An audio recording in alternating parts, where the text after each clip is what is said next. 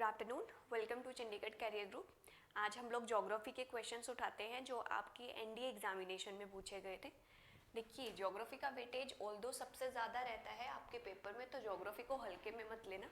जितने अच्छे से पीवाईक्यू की प्रैक्टिस करोगे उतना ज़्यादा अच्छा रहेगा आप लोगों के लिए, ठीक है। तो देखिए, आपके पास पहला क्वेश्चन दिया हुआ है।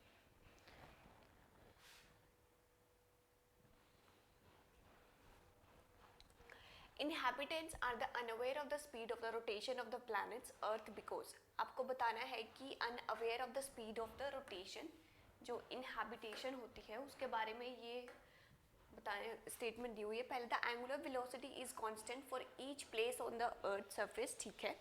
The atmosphere rotates with the earth, ये वाली भी ठीक है। There are the some nearby objects इधर स्टेशनरी और moving at the rate different from the earth. इसके बाद क्वेश्चन है कि which of the following are statement, ठीक है।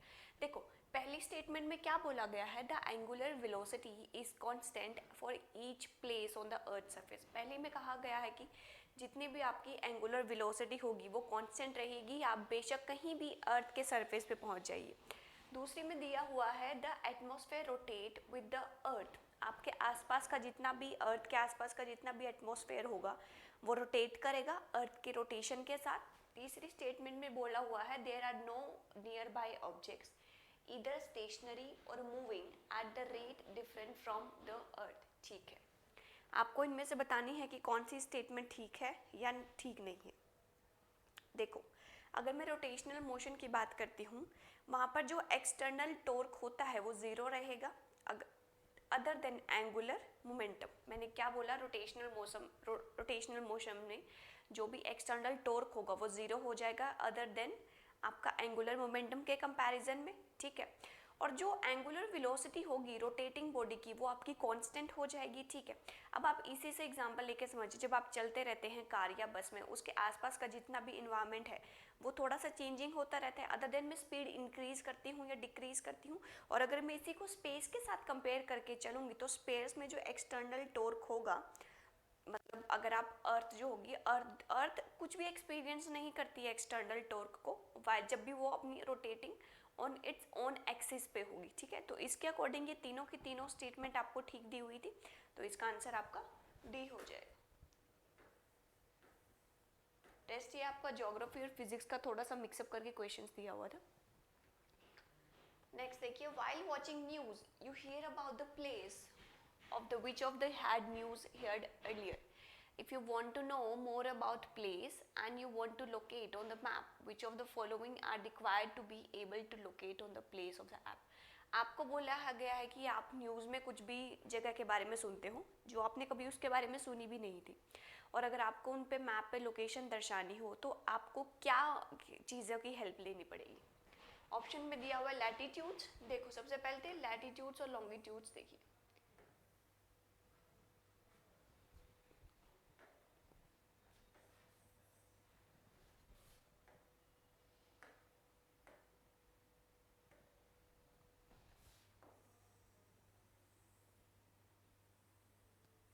ठीक है,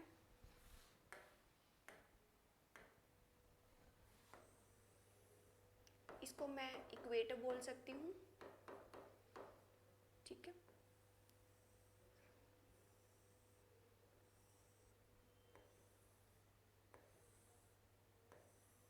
ठीक है, इन लाइनों को मैं लैटिट्यूड्स बोल सकती हूँ, जो आपकी वेस्ट टू ईस्ट तक जाएंगी, ठीक है।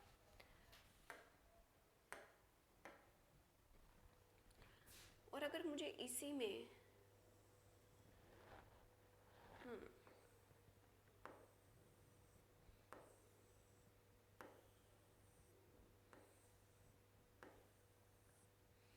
इनको मैं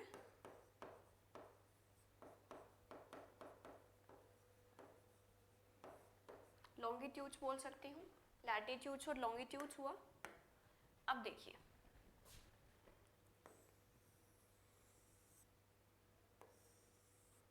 ये आपका 0 डिग्री रहेगा,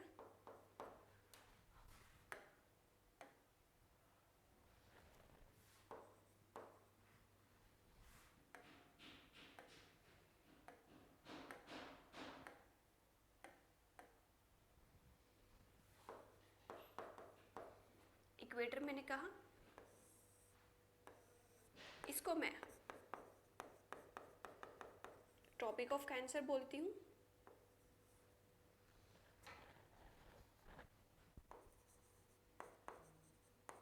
ये जो नीचे वाली लाइन होती है इसको मैं ट्रॉपिक ऑफ कैप्रिकॉर्न बोलती हूँ।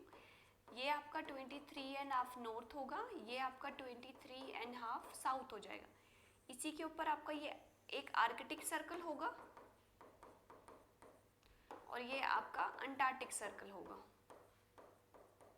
और ये वाला जो हिस्सा बच जाते हैं इनको मैं पोल्स बोल सकती हूँ, ठीक है।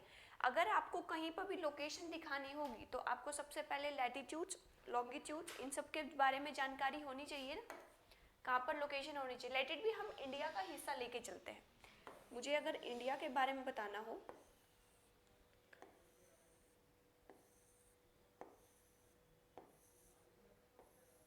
तो मैं ऐसे कहूँगी ना, ठीक है। आपने सुना भी होगा कि इंडिया के 8 स्टेट से ट्रॉपिक ऑफ कैंसर पास करके जाती है। तभी तो अगर हमें लैटिट्यूड्स का पता नहीं होता तो हम कैसे बोल सकते थे कि ट्रॉपिक ऑफ कैंसर पास करके जाती है। कौन से लैटिट्यूड पे इंडिया रिलाई करता है, कौन से लॉन्गिट्यूड में है, कौन से हेमिस्फेयर में है। तो बेसिकली क्वेश्चन में वही पूछा गया है कि अगर आपको किसी जगह के बारे में बता दिया जाए और कहा जाए कि आपने आज से पहले उसके बारे में सुना ही नहीं है, तो आपको इन 4 ऑप्शंस में से किन किन बातों का पता होना चाहिए। तो ऑप्शन नंबर सी करेक्ट हो जाएगा। नेक्स्ट देखिए, which one of the following statement with respect to global system GPS is not correct। आपको बताना है कि GPS के बारे में कौन सी स्टेटमेंट है जो करेक्ट नहीं है। पहली है it is based on the network of the satellite operating above the earth. तो बिल्कुल ठीक है। आप मैप देखते होगे ना, मैप में GPS सिस्टम आता है, तभी आप नेविगेशन ले लीजिए, कहीं पे एक जगह से दूसरी जगह पे जाना होता है तो ऊपर हमारे सैटेलाइट बेस्ड एक सिस्टम प्रोवाइड करवाया जिसके जरिए इजी टू हमारे लिए इजी होता है एक जगह से दूसरी जगह पे पहुंच पाना। तो फर्स्ट स्टेटमेंट में यही कहा गया है कि it is based on the network of the satellites orbiting above the earth. ये वाली तो ठीक है। It is based on the system of triangulation, ये वाले अभी स्टेटमेंट ठीक दी हुई है। GPS receive provide location in terms of latitudes, longitudes and altitude. अभी हम पीछे लैटिट्यूड्स और लॉन्गिट्यूड्स को समझ के आए, क्या क्या होते हैं। लेटी हुई लाइनें आपकी लैटिट्यूड्स हो जाएंगी और लंबी चलने वाली लाइंस आपकी लॉन्गिट्यूड्स हो जाएंगी। नेक्स्ट में क्या कहा गया, it provide information about military operations. नहीं, ये इसके बारे में जानकारी नहीं देता मिलिट्री ऑपरेशंस। ये थोड़ा सा कॉमन सेंस वाला भी क्वेश्चन था। देखिए जीपीएस की अगर मैं बात करूँ, it is a network of 24 satellites, ठीक है, जो अर्थ के ऊपर काम करता है, जो हमें नेविगेशन या फिर पाथ हो गया या फिर एक जगह से दूसरी जगह पर पहुँचने के लिए हमारी हेल्प करता है। तो आपका ऑप्शन नंबर डी करेक्ट हो जाएगा। नेक्स्ट देखिए, in a group discussion on the shape and the size of the earth the students started the following points. The shape of the earth is basically orbital spheroid, ये वाली तो ठीक है। The polar diameter of the earth is more than the equator diameter. कहा गया है कि जो पोलर डायमीटर होता है वो इक्वेटर के कंपैरिजन में ज़्यादा है। नहीं, bulk along the equatorial region is due to revolution of the earth। देखिए बल्क का मतलब बेसिकली होता है कि थोड़ा सा बाहरी निकला हुआ हिस्सा।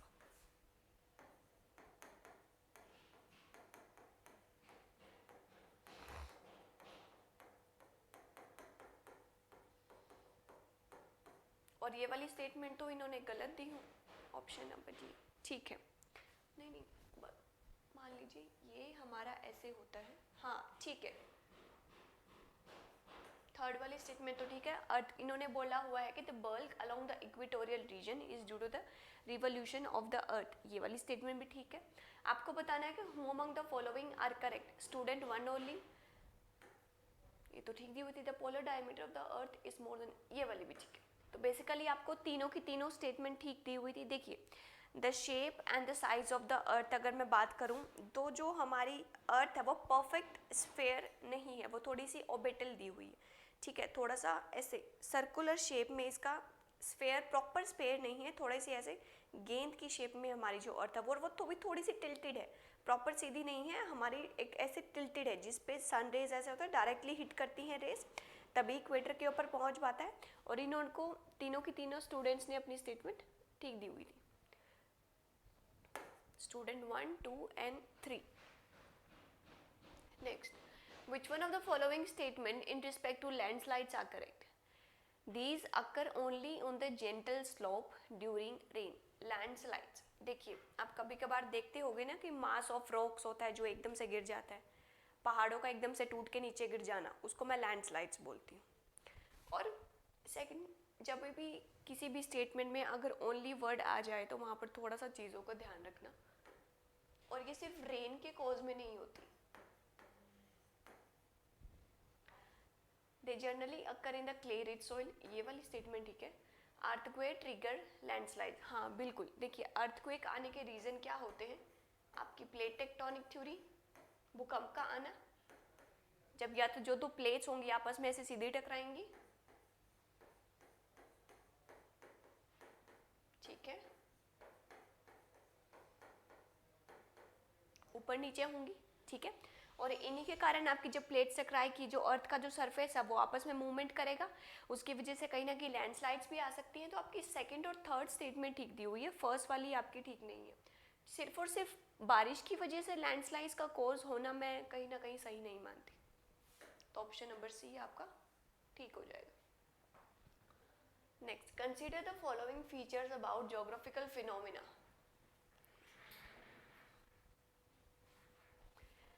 Torrents of the snow and the ice rotating down in a steep mountain sides, ठीक है. आइस और स्नो का एकदम से नीचे स्लोप की तरफ गिर जाना माउंटेन्स का. It is the hazardous to strikers to mountains, ये माउंटेनर्स के लिए या फिर जो माउंटेन क्लाइंबिंग करते हैं उनके लिए थोड़ा सा खतरे वाला काम होता है. It involves a mix of falling, rolling, sliding, a flowing material, ये वाली भी स्टेटमेंट ठीक है. आपको चार दियो लैंडस्लाइड हम लोग पढ़ के हैं कि जो पहाड़ होता है पहाड़ का एकदम से नीचे गिर जाना, बेसिकली ये समझ लीजिए. और इसका ऐसे टुकड़ा, इसको लैंडस्लाइड बोल सकती हूँ. देखिए जब भी इन्होंने फर्स्ट वाली स्टेटमेंट में दिया हुआ है torrents of the snow and the ice rowing down to the steep mountain side, आपने कभी कभार पूरे के पूरे बर्फ़ का एक जो हिस्सा होता है उसको नीचे स्लोप डाउन होते हुए देखा होगा. तभी बर्फ़ का एकदम से जब नीचे गिर जाता है तो जो माउंटेन के ऊपर स्नो क्लाइंबिंग करते हैं उनके लिए भी बहुत ज़्यादा कहा जाता है कि खतरे वाली सिचुएशन होती है. तो बेसिकली ये जो तीनों की तीनों स्टेटमेंट है ये अवेलांचेस की बात कर रही है. बर्फ़ का, बर्फ़ी पहाड़ी का एक हिस्सा जब एकदम सडनली नीचे आएगा तो उसको मैं एवलांचेस बोलती हूँ. अगर मैं डाउन टू स्लोप एवलांचेस की बात करूँगी तो उसमें आपका आइस एवलांचेस भी आ जाता है, रॉक एवलांचेस भी आ जाता है, डेब्रिज एवलांचेस भी आ सकता है. मैंने क्या बताया? रॉक,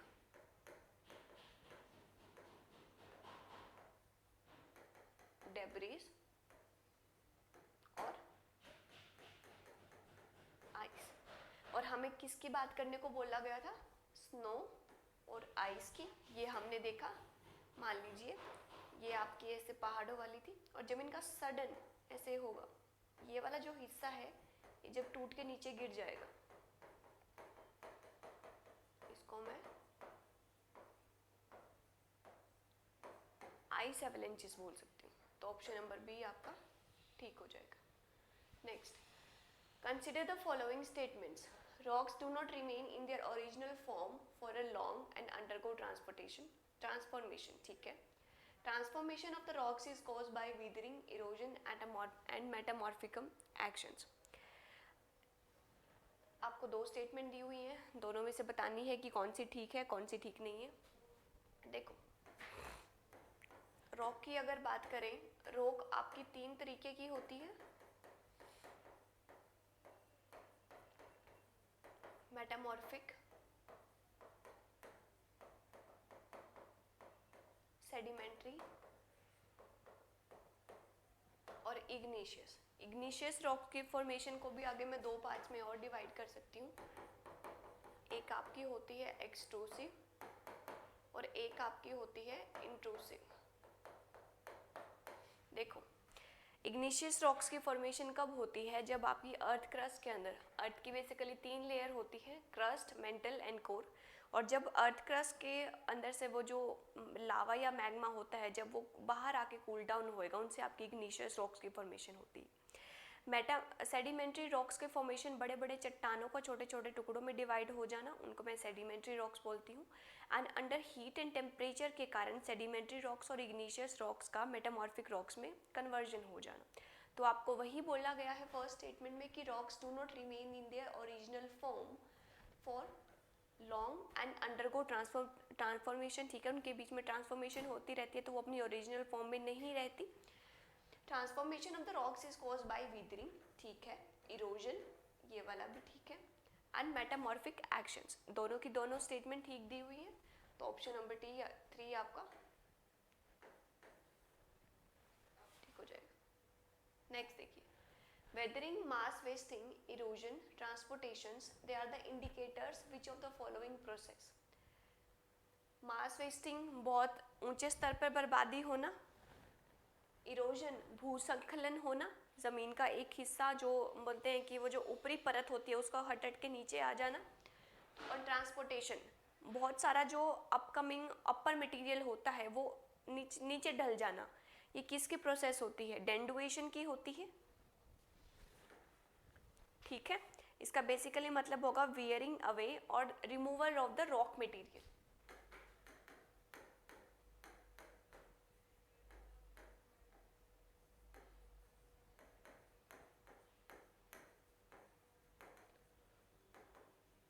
ठीक है, आप ऐसे समझ सकते हैं, मान लीजिए आपका रॉक है और इसका ये वाला हिस्सा नीचे आ गया, धस के ऊपरी परत जो है वो नीचे कट गई, नीचे आ गई, इसको मैं क्या बोलती हूँ? डेंडुएशन, ठीक है। Next, which of the following is likely to be the most prevalent form of weathering in hottropical desert area? देखिए, डेजर्ट एरिया में क्या होता है? पानी की कमी होती है, नमी नहीं होती, आर्द्रता नहीं होती। यही एक रीज़न है, जब नमी नहीं होगी तो जो पौधे होते हैं, पौधों का इतनी ज़्यादा ग्रोथ नहीं हो पाती वहाँ पर, और जब पौधों की इतनी ज़्यादा ग्रोथ नहीं हो पाई तो वो जो आपकी रेतली मिट्टी है वो आसानी से नीचे जा सकती है, ठीक है, उसका वीदरिंग अवे हो सकता है। तो यही आपको बोला गया है कि इनमें से कौन सी प्रोसेस होगी, मैकेनिकल, केमिकल, बायोलॉजिकल या फिर लीचिंग। तो इसका आंसर हो जाएगा आपका मैकेनिकल, ठीक है। रीज़न हमने क्या देखा? क्योंकि वहाँ पर मिट्टी और आर्द्रता इतनी ज़्यादा नहीं होती, वहाँ पर रासायनिक अपरदन ज़्यादा हो जाता है, ठीक है। और ये भी चीज़ देखना कि जब टेम्परेचर इंक्रीज होगा, लेट इट बी, जब गर्मी होगी तो जो चट्टानें हैं वो फूलेंगी, और जब वो सर्दियों का मौसम आएगा तो जो चट्टानें होती हैं वो थोड़ी सी सिकुड़ जाएंगी। तो इसी के कारण, इसी टेम्परेचर इन्वर्जन घटने और बढ़ने के कारण जो आपकी चट्टानें होती हैं उनके बीच में क्रैक्स आ जाते हैं, एक बार फूलेंगी, एक बार सिकुड़ेगी, फूलेंगी, सिकुड़ेंगी, ठीक है। तो इसी कारण उनमें क्रैक्स आए, चट्टानें टूट गई। और ये वाला पूरा का पूरा प्रोसेस कहाँ पूछा हुआ है? मैकेनिकल फॉर्म में पूछा हुआ है, कहाँ पर? डेजर्ट में, और ऑप्शन आपका हो जाएगा मैकेनिकल, ठीक है। Next, according to the Indian meteorological department, which of the following are the features of cloudburst? ठीक है, क्लाउड बस्ट का बेसिकली मतलब होगा शॉर्ट ड्यूरेशन या फिर intense rainfall on a small area. क्या बताया मैंने?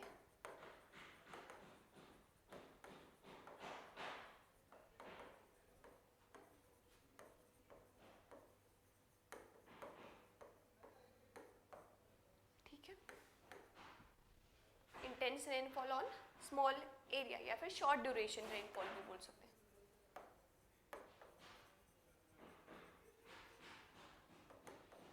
ठीक है, अब देखिए, heavy precipitation in a short period of time in a limited geographical area, ठीक दिया हुआ है ये तो, ठीक है।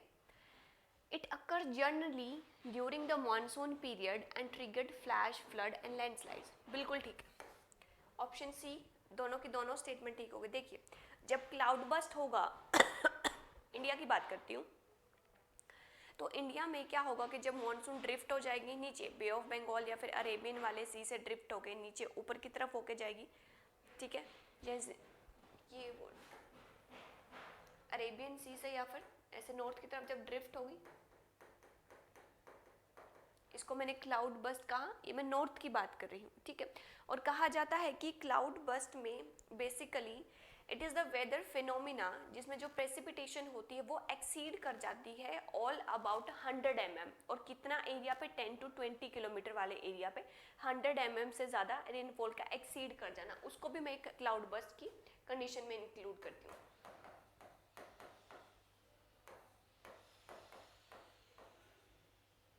एक्सीड, ठीक है, ऑप्शन नंबर सी आपका ठीक हो जाएगा। Isohaline are the line joining to salinity, easy था ये तो। Isohaline basically salinity, it is a map to show the different type of salinity of the different places, ठीक है।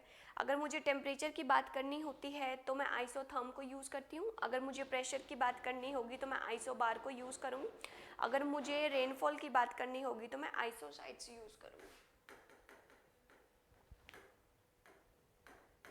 इसके लिए आइसोबार, ठीक है, और इसके लिए हमने देखा क्या, आइसोथर्म।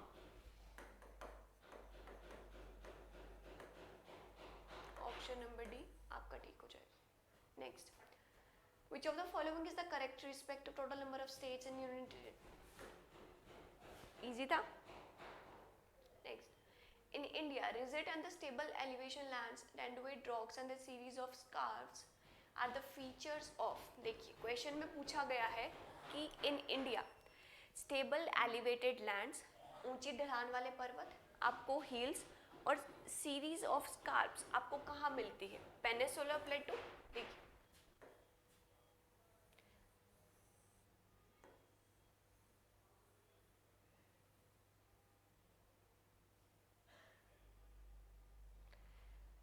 अगर मुझे इंडिया के फिजियोग्राफी को 5 पार्ट्स में डिवाइड करना हो, ये आपका हिमालय हुआ,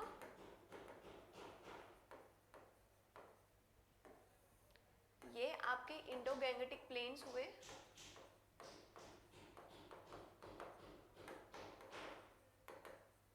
ठीक है, ये आपका थार डेजर्ट हुआ, इसको मैंने पेनिसुलर प्लेटो काउंट करा ऐसे,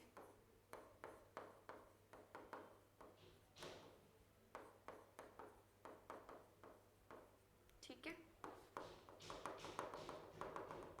और इसको मैंने आइलैंड्स कह दिया। तो क्वेश्चन में यही पूछा गया कि ऊंची ढलान वाली आपको हिल्स, या फिर सबसे ज़्यादा जो प्रोसेस मिलती है, सबसे ज़्यादा जो आपको वेरिएशन ऑफ जोग्राफिकल एरिया मिलेगा वो इंडिया में कहाँ मिलेगा, तो आंसर हो जाएगा आपका पेनिसुलर प्लेटो। देखिए पेनिसुलर प्लेटो में ही आपको सबसे ज़्यादा कॉफ़ी, टी, मैंगो शावर के लिए आपको महाराष्ट्र में मैंगो शावर सबसे अच्छे क्वालिटी के मैंगो मिल जाएंगे। सबसे अच्छी क्वालिटी आपको कहाँ मिलेगी, बाबा बुदान की हिल्स कर्नाटका में। पेनिसुलर प्लेटो में ही आपको डोडा बेटा, अन्नामलाई, कार्डेमम हिल्स मिलेगी। पेनिसुलर प्लेटो में ही आपके ईस्टर्न और वेस्टर्न कोस्ट होंगे जहाँ पर आपको सबसे ज़्यादा सह्याद्री, सतपुड़ा, महादेव, मैकाल, इन सब की हिल्स की वेरिएशन मिल जाती है। और अगर मैं बात करूँ जितना टोटल लैंड एरिया इंडिया का है उसका 50% आपका पेनिसुलर प्लेटो कवर करके लेके जाता है, ठीक है। तो इसके अकॉर्डिंग आपका आंसर हो जाएगा बी। नेक्स्ट देखिए, while traveling to a hilly region you notice a massive boulder which was loosened by a heavy rains and then moved downhills. This is the result due to which of the following, ठीक है। इन्होंने कहा कि अगर आप travel कर रहे हैं और आप ट्रैवल करते करते आप देखते हैं कि सडन एक पहाड़ का जो टुकड़ा है वो सडन नीचे गिर के नीचे आ गया है, डाउनवर्ड फॉल हो गया है बिकॉज ऑफ द बारिश। तो इनमें से कौन सा एक प्रोसेस है जो उनके लिए रिस्पॉन्सिबल होगा, तो इसका आंसर है मास वेस्टिंग, बहुत लंबे स्तर पे बर्बादी होना, ये वाली तो ठीक है। इरोजन, एक टुकड़ा जो होता है वो नीचे धंस जाना, ऊपरी परत का हंस के, वेदरिंग, ये वाला भी ठीक है। तो बेसिकली इसका आंसर डी हो जाएगा, first, second and 3। Gravitational force के थ्रू समझ लीजिए नीचे धस, आपने ये बहुत बार देखा होगा कि ये जो आपके हिली रीजन्स होते हैं, लद्दाख, हिमाचल प्रदेश, उत्तराखंड, जब भी वहाँ पे बहुत ज़्यादा बारिश होगी तो पहाड़ का एक हिस्सा टूट के नीचे गिर जाता है ना सडन, जिसकी वजह से आपको बहुत ज़्यादा रोड ब्लॉकेज होती है। वहाँ पर जान माल की हानि हो जाती है। तो ये तीनों के तीनों फैक्टर आपके लिए रिस्पॉन्सिबल हैं, इरोजन भी, वेदरिंग भी और मास वेस्टिंग भी। ठीक है, तो ऑप्शन नंबर डी आपका ठीक हो जाएगा। Next, snow, sleet and hail they are the form of precipitation. Snow बर्फबारी का होना, स्लीट का बेसिकली मतलब होता है कि छोटे छोटे से ट्रांसपेरेंट, आपने कभी वो देखा होगा कि बर्फ के टुकड़े, बर्फ के टुकड़े एक होते हैं ओले, एक होते हैं स्लीट। स्लीट थोड़े से ट्रांसपेरेंट होते हैं, छोटे छोटे से टुकड़े बारिश के साथ आ जाना। और अगर मैं हेल की बात करूँ तो बड़े बड़े से टुकड़े बर्फ के।